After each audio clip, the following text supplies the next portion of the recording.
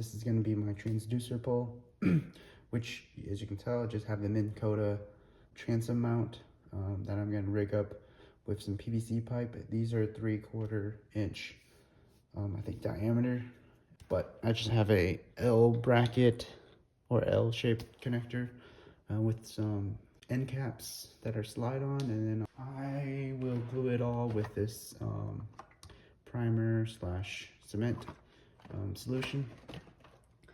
But this is gonna work. This is the Minn Kota transom mount. It can lift up and go down. Has these little nice dual C-clamps that I can set on the side of my boat. Okay, just gonna put it together. I'm not an expert, but I believe first you do the primer on both ends. I'm gonna do the handle first. This is the primer.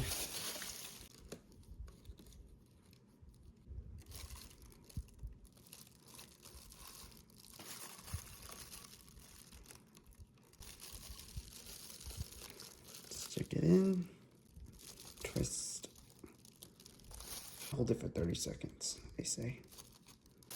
Got this, kind of ugly, but you get the point. Go ahead and do this end.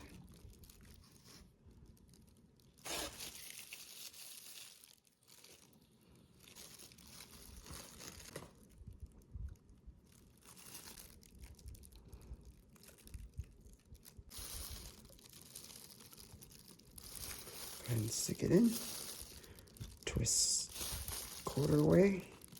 Okay, next I gotta do the main shaft. Primer first. Let's see, this is actually my first time doing this.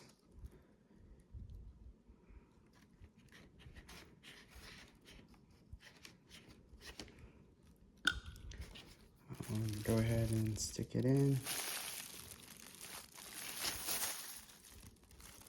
And twist it 1/4 way. And then you just kind of wipe off the excess glue. And then the final step, which you don't want to forget, not the final step, but you want to do this before you put the other end cap on. This is the Minn Kota transom bracket. I would go ahead and insert it at this point. And it looks like that. And you don't want to insert the end cap here yet until you insert this into the transom bracket, because if you do that, there's no way of putting it in. But at this point, you can glue the end cap to the end of this. I'm not gonna do it just yet. So right now, this is how it looks like. It's gonna sit on the side of my boat just like this, clamped up. And then to tighten it, there's this little knob that you can twist.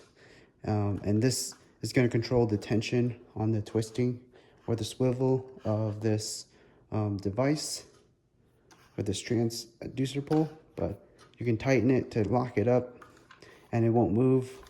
Also, you can hit this little tab and it can lift up like so. And then just hit it right back, just like a turbo motor, but as a transducer pole, so super helpful. Okay, so next thing is you have to mount the shaft mount of the LiveScope, which is this thing, right onto the shaft of the transducer pole. And LiveScope gives you this little, I guess, rubber padding that you can wrap around the shaft. Extra friction, and to not crack your shaft, hopefully. But what it does is slide it on like so, and then it fits right over. It's just when you install the this device, make sure it's pointing in the right direction.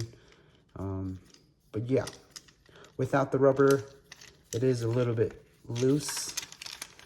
I haven't tightened it all the way, but it'll tighten It'll clamp, but it's not as secure. It really helps to have this piece of rubber here, so make sure you do that.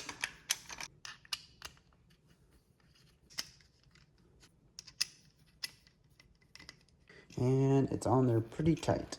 It doesn't budge at all. This is how it's looking. Now, next step is just to attach the LiveScope transducer. This is the complete LiveScope box.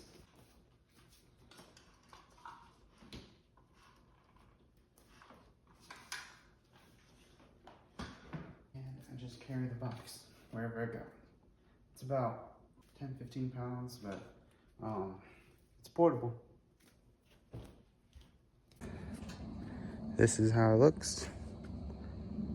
And it will twist and swivel. Pretty cool. You can hit this little lever and it brings the transducer completely up, and you just do the same thing to put it back down. And there it is. Pretty sweet.